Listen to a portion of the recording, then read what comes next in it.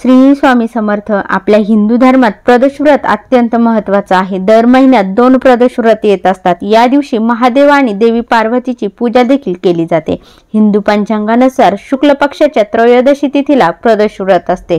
प्रदोष व्रत यावर्षी सोमवारी येत असल्याने आणि वर्षातील पहिलाच प्रदोष असल्याने याला अधिकच महत्त्व हे वाढलं आहे आणि प्रदोष व्रत सोमवारी येत असल्याने याला सोमप्रदोष व्रत म्हणतात। हिंदू धर्माप्रमाणे सोमवारचा दिवस महादेवांचा दिवस मानला जातो, म्हणून जेव्हा या दिवशी प्रदोष व्रत असलं तर याचं महत्त्व अजूनच वाढतं। प्रदोष व्रताच्या दिवशी महादेवांची पूजा प्रदोष काळातच केली जाते। सूर्यास्तापासून 45 मिनिटांआधी व सूर्यास्ताच्या 45 मिनिटांनंतर पर्यंतचा काळ प्रदोष काळ मानला जातो।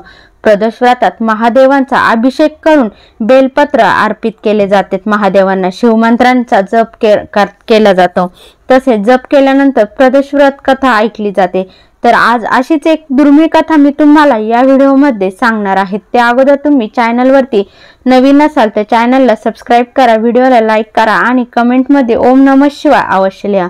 चला तर मग व्हिडिओला सुरुवात करूया। सोमप्रदोष व्रताचे महत्त्व काय आहे तर बघा, अभिषेक, रुद्राभिषेक आणि भोलेनाथ यांच्या साज शृंगारासह सोमप्रदोषाच्या दिवशी विशेष महत्त्व आहे।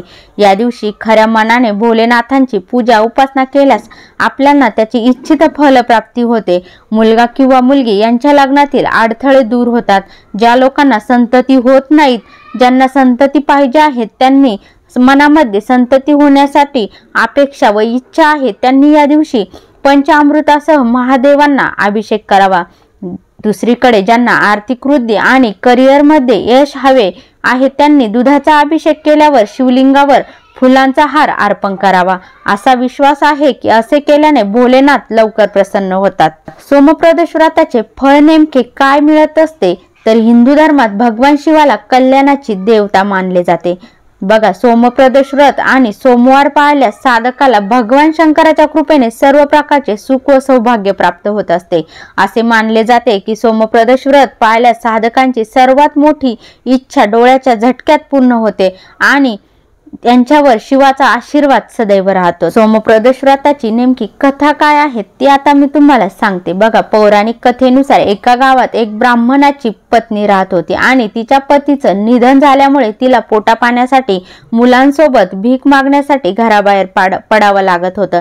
ती स्वतः आणि आपल्या मुलांना भीक मागवून खाऊ घालायची। दिवस सरत असताना एके दिवशी ब्राह्मणी घरी परत येत होती तेव्हा तिला एक मुलगा जखमी अवस्थेत दिसला।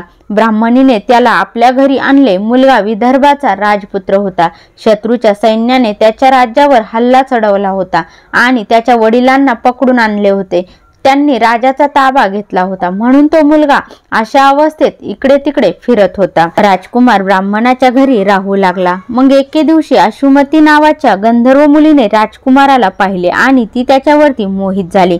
दुसऱ्या दिवशी अंशुमती तिच्या आई वडिलांना राजकुमाराला भेटायला घेऊन आली। त्यांना देखील राजपुत्र पसंत पडला। काही दिवसानंतर भगवान शंकरांनी अंशुमतीच्या आई वडिलांना स्वप्नात आज्ञा केली की राजकुमार आणि अंशुमतीचे लग्न करावे आणि त्यांनीही तेच केले।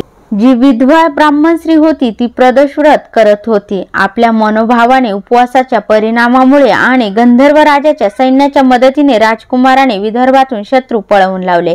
राजकुमाराने आपल्या वडिलांचे राज्य परत मिळवले। राजकुमाराने ब्राह्मण मुलाला आपल्या राज्याचे प्रधान बनविले। अशा प्रकारे ब्राह्मणीच्या प्रदोष व्रताच्या महानतेमुळे राजकुमार आणि ब्राह्मण मुलाचे चांगले दिवस आले। अशाच प्रकारे भगवान शंकर त्यांच्या इतर भक्तांवर कृपा करतात।